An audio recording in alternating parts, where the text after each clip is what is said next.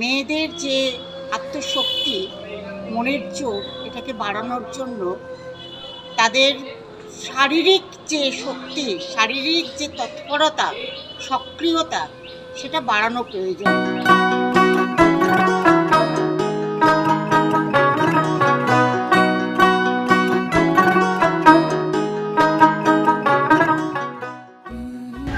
আজকে আমাদের বর্ধমান মহিলা থানা থেকে একটা উদ্যোগ নেওয়া হয়েছে সেলফ ডিফেন্সের।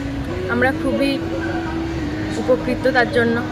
আমি পশ্চিমবঙ্গ সরকারের এবং পূর্ব বর্ধমান জেলা পুলিশের এই অত্যন্ত শুভ উদ্যোগকে স্বাগত জানাই। ধন্যবাদ আনতে বলছি যে মহিলা থানা পুলিশ যে আমাদের জন্য এত বড় একটা সুযোগ করে দিয়েছে, এটা আমাদের খুবই উপকারী এখনকার দিনে।